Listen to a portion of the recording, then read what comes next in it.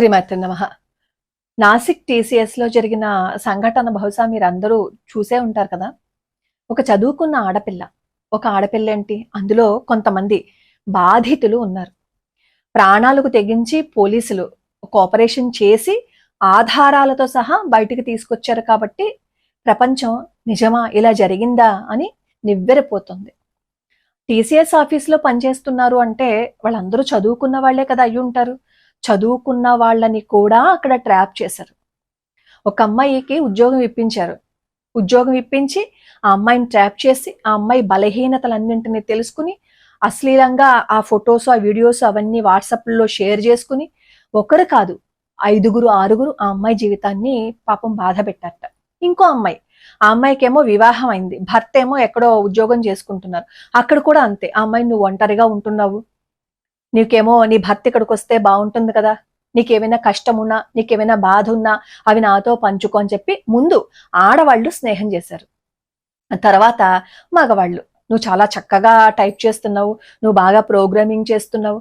ఇప్పుడు ఎవరైనా ఒక మనిషిని దెబ్బ కొట్టాలంటే ఏం చేయాలంటే పొగడాలి. ఫస్ట్ పొగిడి నీకంట గొప్పవాళ్ళు లేరు అంటే అసలు ఫస్ట్ బలహీనత అక్కడ పడిపోతుంది అనమాట, వేటు అక్కడ దెబ్బ పడిపోతుంది.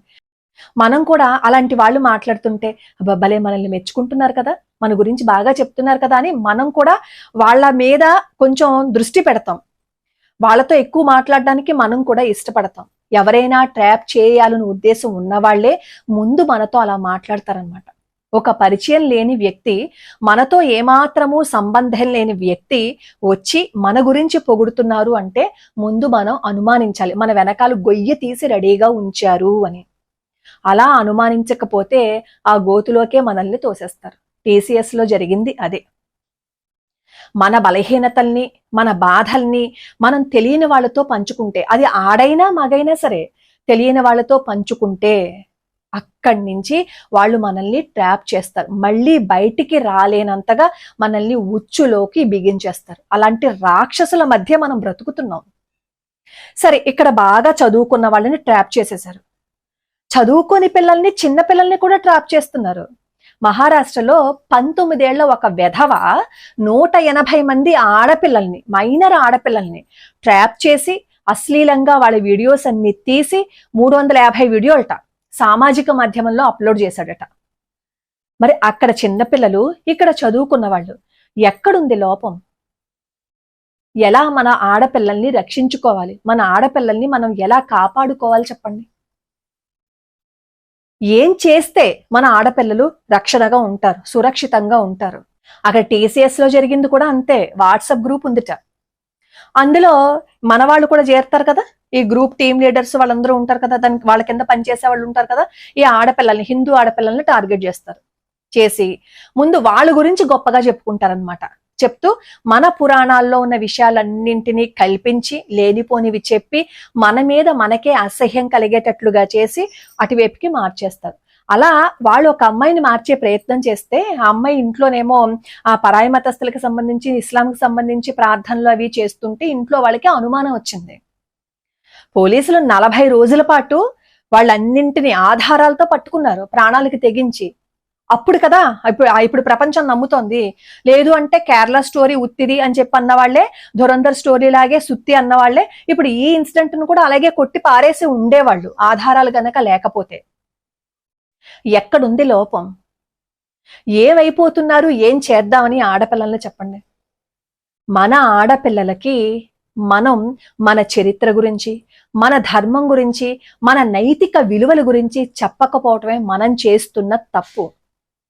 ఒకవేళ ఆడపిల్ల ఏదైనా పొరపాటున ట్రాప్ లో పడింది అని అనుకోండి, ధైర్యం చెప్పవలసింది తల్లిదండ్రులే. ముందు పిల్లలకి తల్లిదండ్రులకి మధ్య కమ్యూనికేషన్ గ్యాప్ రాకూడదు. పొరపాటున ఏదైనా తప్పు చేస్తే నువ్వు భయపడకు, ముందు మాకే చెప్పు, నువ్వు ఎవరికీ చెప్పకు అనే ధైర్యాన్ని ముందు తల్లిదండ్రులు ఆడపిల్లలకి ఇవ్వాలి. అది ఆడపిల్లైనా మగపిల్లవాడైనా సరే ఆ ధైర్యాన్ని పిల్లలకి ఇవ్వాలి. ఆ స్వేచ్ఛని మనం పిల్లలకి ఇవ్వాలి. ఎప్పుడైనా తన కూతురు గాని తన కొడుకు గాని ట్రాప్ లో పడ్డారు, అవతల వాళ్ళ ఉచ్చులో పడిపోయారు అని తెలుసుకున్నప్పుడు ఏ తల్లిదండ్రులకైనా కోపం వస్తుంది, బాధ కలుగుతుంది. నిజమే, నేను కాదు అంటం లేదు. కోపం వస్తుంది, బాధ వస్తుంది, అసలు ఏం చెయ్యాలో తోచని స్థితి కూడా వస్తుంది. అలాంటప్పుడే కాస్త సహనం వహించి మీరు ముందు పిల్లాన్ని కానీ తిట్టినా తరువాత నిజ నిజాలు వాళ్ళకి తెలిసే ప్రయత్నం చేయండి, వాళ్ళకి తెలియజెప్పే ప్రయత్నం చేయండి. ఒంటరిగా ఉన్న పిల్లలు వాళ్ళ బాధని పంచుకోవడానికి ఎవరూ లేకపోతే ఆటోమేటిక్ గా అవతల వాడు ట్రాప్ చేసి వాడు నెమ్మదిగా మంచి మాటలు చెప్తూ ఉన్నాడు అనుకోండి, ఆ ఉచ్చులోకి వెళ్ళిపోతారు. ఆ ఉచ్చు ఎలా ఉంటుంది అంటే, తల్లిదండ్రులు ఎంత చెప్పినా గాని పిల్లలు అర్థం చేసుకోరు, తప్పు తల్లిదండ్రులదే అంటారు, అవతల వాడే గొప్పవాడు, అవతల వాడే మంచివాడు అంటారు. ఆ విధంగా ట్రాప్ చేస్తారు. అలా మాయ మాటలు చెప్పి పిల్లల్ని ట్రాప్ చేస్తారు. ఈ మధ్య కాలంలో ఏం చెప్తున్నారంటే, ఏదో ఒక మందు వాసన చూపిస్తున్నారు, తాగే దాంట్లోనో తినే దాంట్లోనో కలుపుతున్నారు, వాసన చూపిస్తే ఆడపిల్లలు వాళ్ళకి లోబడిపోతున్నారు అని అంటున్నారు. వాళ్ళు మన చేత ఏదైనా తాగించాలి అన్నా తినాలి అన్నా మనం వాళ్ళతో ఇంటిమసీ మెయింటైన్ చేయాలి కదా, వాళ్ళతో క్లోజ్ గా ఉంటేనే కదా ఏదైనా చేయగలరు. కాబట్టి తెలియని వాళ్ళు ఏదైనా ఇస్తే ముందు తీసుకోకండి.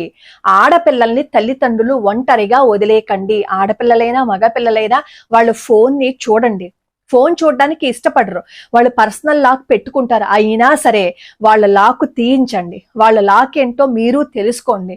మనం ఎన్నో జాగ్రత్తలు తీసుకుంటే తప్ప ఆడపిల్లల్ని గాని మగపిల్లల్ని గాని, ముందుగా హిందువుల్ని మనం రక్షించుకోలేము. అతి జాగ్రత్తగా ఉండాలి. పొరపాటున ఎక్కడైనా ఏదైనా అనుమానాస్పద వ్యక్తులు కనపడుతున్నప్పుడు, అలాంటి వ్యక్తులతో మనకి తెలుసున్న వాళ్ళు చాలా సన్నిహితంగా ఉన్న దృశ్యాలు చూసినా తల్లిదండ్రులకి చెప్పండి.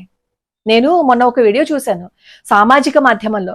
ఇంట్లో అమ్మాయి డాన్స్ చేస్తూ ఒక క్యాప్షన్ రాసిందనమాట పైన, మా అమ్మ తెలియని వాళ్ళతో సంబంధం పెట్టుకోవద్దు, తెలియని వాళ్ళతో మాట్లాడొద్దు అని చెప్పిందని చెప్పి క్యాప్షన్ రాసి అది ఇంట్లో ఉన్నప్పుడు అని ఒక వీడియో తీసింది.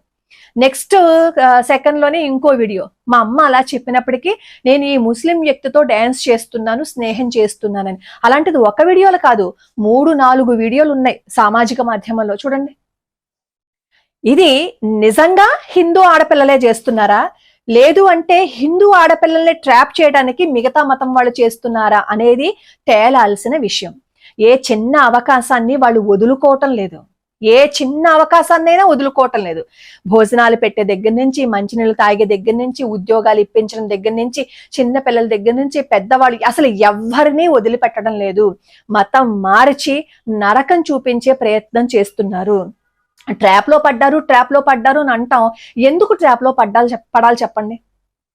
ఎందుకు తెలియని వ్యక్తికి మన గురించి చెప్పి, మన విషయాలు చెప్పి, వాడేదో ప్రేమ చూపిస్తున్నాడని చెప్పి మన శరీరాన్ని కూడా ఎందుకు ఇచ్చేయాలి చెప్పండి? శరీరాన్ని కూడా ఇచ్చేస్తున్నారు అంటే ఎంత దిగజారిపోతున్నారు, ఏ స్థితికి వెళ్ళిపోతున్నారంటే, శరీరాన్ని కూడా ఇచ్చేస్తున్నారంటే వాడంటే ఎంత నమ్మకం పెట్టుకుంటున్నారు. మొన్న ఒక వీడియో, పాప అమ్మాయికి మత్తు ఇచ్చారు, మత్తిస్తే అమ్మాయి మత్తులో ఏదో మాట్లాడుతోంది. చుట్టుపక్కల స్నేహితులు, అందులో ఆడవాళ్ళు కూడా ఉన్నారు, ఆ అమ్మాయిని అసభ్యకరంగా చిత్రీకరించారు. సామాజిక మాధ్యమంలో పెట్టారు కదా వీడియోని. అంటే మనం స్నేహం చేశాము అంటే ఆ స్నేహం చేసిన దాని వెనకాల ఏదో కుట్ర ఉంటుందన్నమాట. అందుకే మనం చాలా జాగ్రత్తగా ఉండి, మనం ఎవరితో స్నేహం చేస్తున్నాం, మనం ఎవరితో మాట్లాడుతున్నాం, పొద్దున్న బయటికి వెళ్ళిన దగ్గర నుంచి సాయంత్రం ఇంటికి వచ్చే వరకు ఏం జరిగింది అనేది తల్లిదండ్రులకి చెప్పాలి. అలాగే తల్లిదండ్రులు కూడా పిల్లల్ని అడగాలి, నువ్వు ఎక్కడికి వెళ్ళావు, ఏం చేస్తున్నావు, నీ స్నేహితులు ఎవరు, ఈ వివరాలన్నీ కనుక్కోకపోతే ఒక మొక్కని పశువు వచ్చి ఎలా తినేస్తుందో మన పిల్లల్ని అలా కాటేసేస్తారు. ఇప్పుడు టీసీఎస్ విషయం బయటకు వచ్చింది కాబట్టి అక్కడ జరిగింది అని అనుకుంటున్నాం. ఇలా ఎన్ని చోట్ల జరుగుతోందో, ఎక్కడెక్కడ జరుగుతోందో మనకి తెలియకుండా ఇంకెన్ని జరుగుతున్నాయో. ఎవరిని నమ్మద్దు. మన ఇంట్లో వాళ్ళకి మించి మన శ్రేయస్సుని కోరే వాళ్ళు ఎవరూ ఉండరు. ఇది బలంగా నమ్మండి. మనం బస్సులో వెళ్తున్నప్పుడు కూడా మన విషయాలు పక్కోడికి కూడా చెప్పకూడదు. మన అడ్రస్ గాని, మన కుటుంబ విషయాలు గాని అసలు ఏవీ చెప్పకూడదు. నోరు విప్పి ఏ విషయము బయట వాడికి చెప్పకండి. కష్టం వచ్చినా, బాధ వచ్చినా, ఏదొచ్చినా కుటుంబ సభ్యులతోనే పంచుకోండి. ఒక తిట్టినా, ఒక దెబ్బ వేసినా తల్లిదండ్రులు అయ్యో నా కూతురు, అయ్యో నా కొడుకు అని ఆలోచిస్తారు. కానీ బయట వాడు అలా కాదు. దాని జీవితం ఎలా పోతే పోయింది, నేను మతం మార్చేశాను కదా, నాకు డబ్బులు వచ్చాయి కదా అని మాత్రమే ఆలోచిస్తాడు.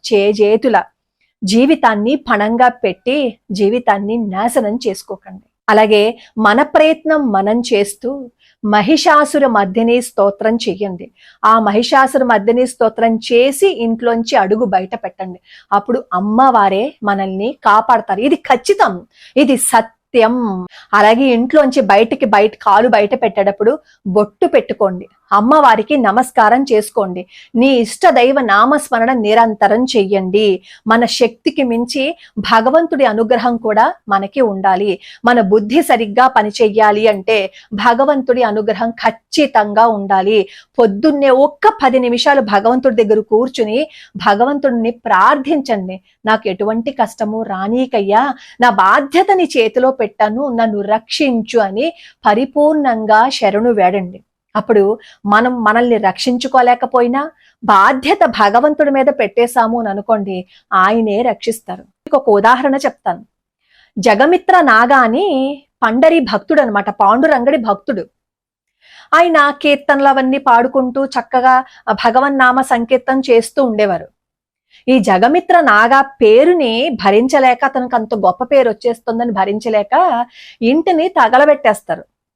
రాత్రి వీళ్ళందరూ పడుకుంటే, ఈ జగమిత్ర నాగా కుటుంబ సభ్యులందరూ పడుకుంటే ఇల్లు తగలబెట్టేస్తే కాలిపోతుంది. ఊరంతా వచ్చేస్తారనమాట జగమిత్ర నాగ ఇంటికి. అయ్యయ్యో, అనవసరంగా పిచ్చివాడు భగవంతుడిని నామస్మరణ చేసుకుంటూ కీర్తనలు పాడుకుంటూ కూర్చున్నాడు, ఆ పాండురంగడు ఏం రక్షించాడు అని చెప్పి అందరూ అనుకుంటారు. అక్కడి నుంచి వెళ్ళిపోతారు. తెల్లారి చూస్తే జగమిత్ర నాగా కుటుంబం పాండురంగడి భజన చేసుకుంటూ కనిపిస్తుంది. అసలు లోపల ఇంత దుమ్ము కూడా కనిపించదు తెలుసా, పైకి మాత్రం ఇల్లు కాలిపోయిందంతే. ఆ ఇల్లు కాలిపోతున్నప్పుడు జగమిత్ర నాగా ఏం చేశాడో తెలుసా, నాకు తెలియదు నన్ను నేను రక్షించుకోవటం, నన్ను నువ్వే రక్షించయ్యా, నాకు ఈ లోకం గురించి తెలియదయ్యా, నువ్వు నన్ను రక్షించు అని ప్రార్థించాడు.